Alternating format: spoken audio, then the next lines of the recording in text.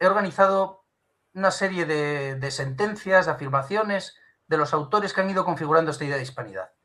Y yo, como soy asturiano, pues voy a empezar con una temprana afirmación de lo que es la hispanidad, o una mención de la hispanidad, que se da en 1904, y la hace el obispo de Oviedo. El obispo de Oviedo, Ramón Martínez Vigil, que dice en 1904, en el Real Sitio de Covadonga, que Covadonga es la casa solariega de España y la hispanidad. Ahí aparece mencionado el término de hispanidad. Pero lo hacía el obispo de Oviedo en el sentido que hoy podemos entender, o en el sentido que antes hemos mencionado, de reunión de los pueblos hispánicos. No lo sabemos, ciertamente no lo sabemos. ¿Y por qué digo que no lo sabemos? Porque es que el término hispanidad a principios del siglo XX también se utilizaba en otro sentido. Y, por ejemplo, lo utilizaba Unamuno, lo utilizaba Eduardo Marquina, aparece en diversos artículos utilizado la palabra de hispanidad. Lo que pasa es que ellos hacían referencia a la hispanidad como lo propio de lo español, es decir, lo propiamente español. Pero español entendido al país, a la España peninsular. Eso era la hispanidad. La hispanidad era la forma del ser español. No tenía una dimensión universalista o americanista, eso llegaría más tarde. ¿Quién es el pionero? ¿Quién es el que empieza a introducir el concepto de hispanidad como más o menos hoy lo entendemos? Zacarías de Vizcarra. Zacarías de Vizcarra, sacerdote vasco, entiende que la hispanidad, por encima de razas, por encima, tiene una vocación universal. Y tiene una vocación universal porque tiene una vocación católica, que precisamente catolicismo es eso, ¿no? Universalidad.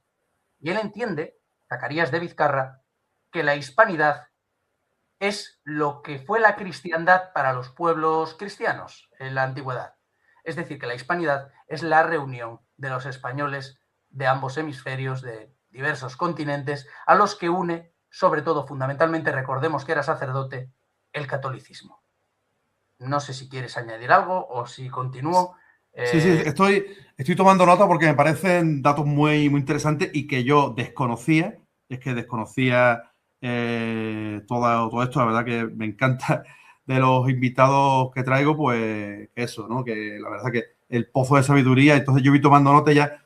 A partir de ella voy sacando alguna cosilla, pero bueno, prosigue con más autores que tú consideres importantes para desarrollar esta idea de hispanidad. Pues ya tenemos a Ramón Martínez Vigil y a Zacarías de Vizcarra. Entonces, y a es curioso Zacarías de cómo se Vizcarra. va estructurando el concepto de hispanidad basándose en pues, ese concepto, esa idea de catolicismo, ¿no?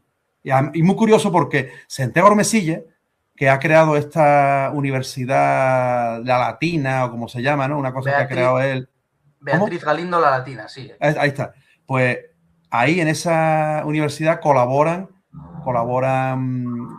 gente que son de la iglesia, gente que son de, no sé si son algunos que son, no sé qué cargo tienen o qué denominación, pero hay gente vinculada a la iglesia que está. Entonces ya se ve cómo ese concepto de hispanidad hecho por un marxista o esa reconfiguración de la hispanidad, de la iberofonía, hecho por un marxista, está cogiendo, uniendo también ideas de, pues, tanto San Agustín, se basa también en pensadores españoles católicos del siglo XVI y XVII, ¿no? De la Escuela de Salamanca, ¿no? Es curioso cómo se va articulando a través del catolicismo. Entonces, me parece muy, muy buen apunte el tuyo porque eso, ya vamos dándole conformación a esta idea. Sí, bueno, es que me parece un factor determinante el catolicismo.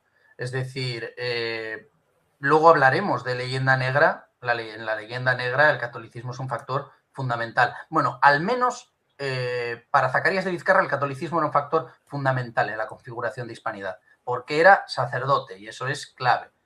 Pero clave también es entender que Zacarías de Vizcarra pasó bastante tiempo considerable, un tiempo considerable de su vida, en Argentina. Claro, esa vocación americanista está presente en Zacarías de Vizcarra. Él ya no entiende hispanidad como podía hacerlo a lo mejor el obispo de Oviedo, que no lo sabemos.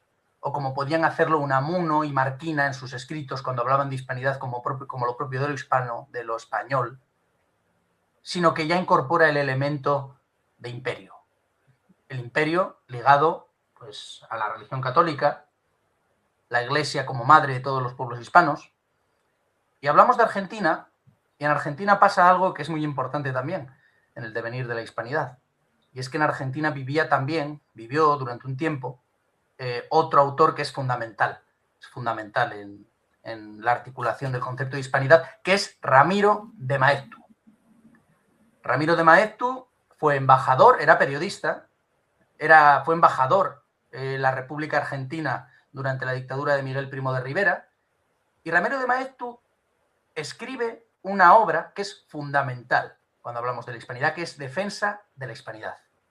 Que lo tengo por ahí, por cierto, bueno, luego lo puedo mostrar si alguien quiere, pero bueno, es archiconocido, Defensa de la Hispanidad. ¿Qué defiende Ramiro de Maeztu en Defensa de la Hispanidad? Pues coge un poco el testigo de Vizcarra, también cuando habla de hispanidad, porque él lo vincula mucho al catolicismo. Ramiro de Maeztu habla pues un poco lo mismo, de que la hispanidad es lo que fue para los reinos cristianos en la Edad Media o en la Edad Moderna. Eso es para los pueblos hispanos. Y en defensa de la hispanidad, además, propone, y aquí esto puede entrar un poco en aquello que decías del proyecto de Armesilla o demás, es verdad que de una forma mucho más,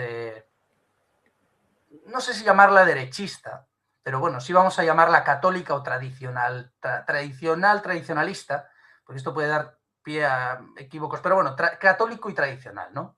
Porque Ramiro de Maeztu pues era un pensador que era cercano, fue luego cercano a Renovación Española, que dirigía la revista Acción Española, que estaba inspirada en la acción francesa de Charles Maurras, en fin. Y Ramiro de Maeztu propone que la hispanidad es, ojo a este concepto, una unidad de destino. Y esto va a encajar con algo que luego vamos a hablar de otros pensadores un poco posteriores que también hablaron de hispanidad o que hablaron de hispanidad con posterioridad.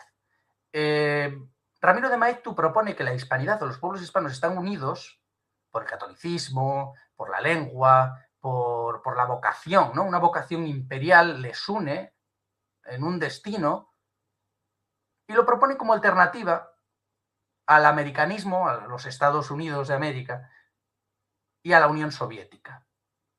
Él lo propone como un bloque, él va un paso más allá, ¿no? Mientras Zacarías de Vizcarra se centraba más en lo espiritual, en lo moral, Ramiro de Maeztu ya entra vamos a decir, en una concepción más geopolítica incluso. Es decir, Ramiro de Maeztu coge lo espiritual, pero propone algo más geopolítico, podemos decir, sí, frente al comunismo, es decir, a los soviéticos. Vale, Pablo, una preguntilla. Pablo, un momentillo, Sí, que dime. se interrumpe ahí, no sé, la conexión. No. Y todos estos pensadores, todos estos bueno, defensores de la idea de la hispanidad, lo comentan como añoranza de un pasado imperial o como con una idea de reconstrucción de algo sobre ese imperio. Porque, claro, en aquella época yo dudo mucho que hubiese gente, pensadores que verían, que viesen factible que España volviese a tener ese imperio. Puede ser, ¿no? Pero no sé, ¿cómo es? ¿Cómo es más? ¿Añoranza o reconstrucción? Yo sinceramente creo que después del desastre del 98, que lo tenemos muy cerca, porque esto que estoy hablando de los años 20, estoy hablando de los años 30 del siglo XX. Es decir, está relativamente reciente el desastre del 98. Está relativamente reciente una generación del 98 que yo admiro y que me gusta, pero que incorpora un elemento muy pesimista sobre España. Hemos perdido, somos inferiores, la añoranza, eso que comentas. Así que yo creo que leyendo a Maeztu uno no siente realmente que sea algo pesimista o de añoranza del pasado, sino que yo creo que está hablando de una realidad presente. Está hablando de algo que existe y que debemos aprovechar y que debemos de defender. Yo no lo veo como algo de añoranza, yo lo veo como un proyecto a futuro que a lo mejor en aquel presente pues no se daba, bueno, quizá hoy estamos peor, ¿no? pero eso creo que luego lo hablaremos sobre la hispanidad en la actualidad. Pero yo no lo veo como algo de añoranza, ¿eh? Yo lo veo como algo en un inicio descriptivo y finalmente combativo. Yo lo veo como combativo, ¿no? Defensa de la hispanidad, ser es defenderse, ¿no? Que decía Ramiro de Maeztu. Yo lo veo un poco por ahí, la verdad. Pero no sé qué opinión tienes tú. Bueno, yo de los escritores del 98, pues, a ver, tengo ciertos conocimientos, pero más bien escasos que amplios, porque lo que es estos autores como Unamuno, Maeztu, yo creo que los leí en el instituto en COU, y es que después yo no me he leído nunca un libro ni de Unamuno, ni de Maeztu, ni de alguna obra de Valle Inclán. Creo que me he podido leer, me acuerdo de la carrera que me dio por leer algo de Valle Inclán, pero que sé lo básico, ¿no? Más bien focalizado en la historia de esa transición del 19 al 20, que supuso la pérdida, como tú habías comentado, de los territorios que quedaban, ¿no? En Cuba, Puerto Rico, Filipinas, la isla de Guam, las Carolinas Marianas, ¿no? Que las vendimos a los alemanes por tres duros, ¿no? Pero que ya es lo que ya profundiza en estos pensadores, estos, bueno, teólogos también, algunos de ellos, periodistas.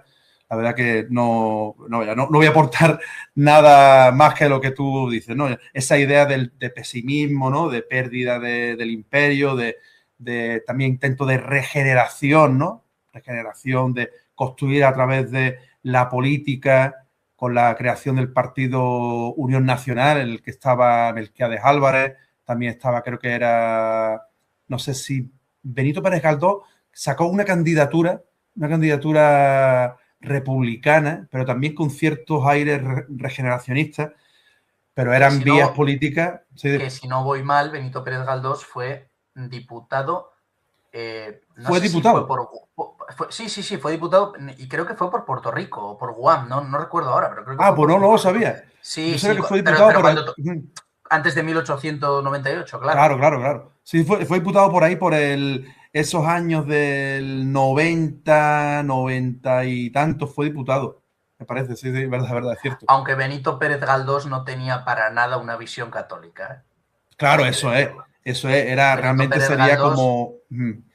era bastante, no voy a decir anticatólico, porque tampoco creo que fuese así, pero sí era bastante anticlerical y republicano, y bueno, pertenece a otro lado, ¿no? Muy recomendables, por cierto, sus episodios nacionales. Esto dicho sea de paso, ¿no? Muy recomendables. Sobre todo, yo me leí las dos primeras series y la verdad que son un repaso a la historia decimonónica de España tremendo, ¿no? De manera novelada, maravilloso. Si te parece, continuamos con otro pensador, porque yo voy a hablar de estos tres pensadores primero y luego nos metemos en otros charcos.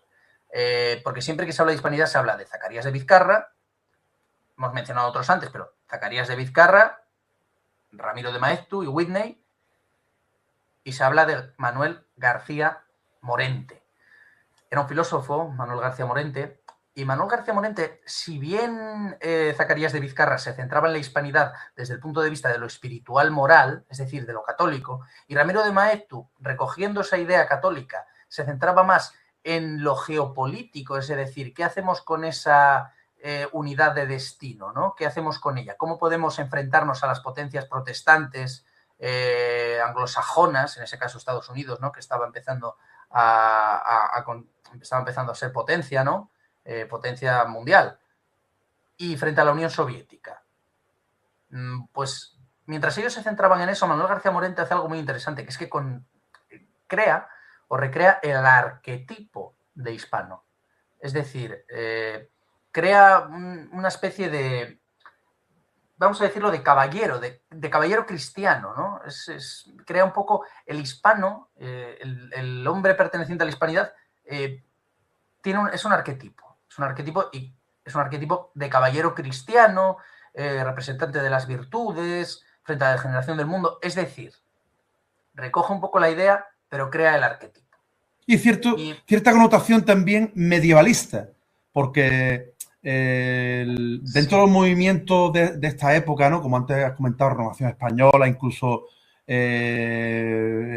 el falangismo, tienen esa ¿no? Esa connotación un poco, ¿no? De ese pasado medieval también, un poco, ¿no? Como que recupera esa idea, ¿no? Sí, sí, sí. De hecho, García Morente y bueno, y los demás también en cierta medida lo hacen,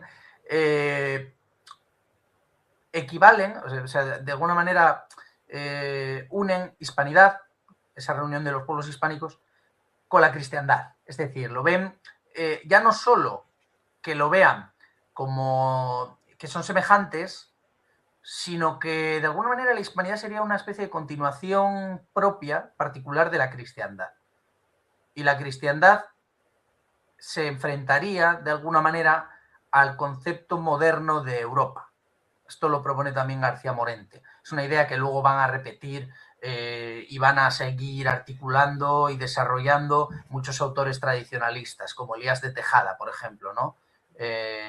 Contra Europa, bueno, y luego ya nos metemos en Gustavo Bueno, no desde una perspectiva tradicionalista, el materialismo filosófico, pero que también yo creo que merece una mención, ¿no? Gustavo Bueno, aunque ya estaríamos saltando mucho en el tiempo. Porque yo donde me quiero detener es en esta época, ¿no? En esta época donde empieza la hispanidad a desarrollarse como idea, ¿no? Como idea política, filosófica. Y claro, después de Zacarías de Vizcarra, de Ramiro de Maeztu, de Manuel García Morente, yo quería centrarme en otro pensador, fue político, fue abogado, pero sobre todo es un pensador muy interesante, que es José Antonio Primo de Rivera. José Antonio Primo de Rivera, fundador de Falange en 1933, de hecho se cumplió ayer, fue el aniversario de la unificación de Falange con las Jons en 1934. Bueno, yo creo que no hace falta presentación, ¿no? Para José Antonio Primo de Rivera. No quiero que esto sea un compendio de frases, pero sí que he rescatado los 27 puntos de Falange, que son de alguna manera los puntos en los que está recogida la doctrina nacional sindicalista, la doctrina falangista. He rescatado de esos 27 puntos, como digo, el punto número 3, que dice lo siguiente, y me voy a permitir leer, si me permites, el punto. Tenemos voluntad de imperio. Afirmamos que la plenitud histórica de España es el imperio. Reivindicamos para España un puesto preeminente en Europa. No soportamos ni el aislamiento internacional ni la mediatización extranjera. Y aquí es donde viene lo que yo quería destacar. Respecto de los países de Hispanoamérica, tendemos a la unificación de cultura, de intereses económicos y de poder. España aduce su condición de eje espiritual del mundo hispánico como título de preeminencia en las empresas universales.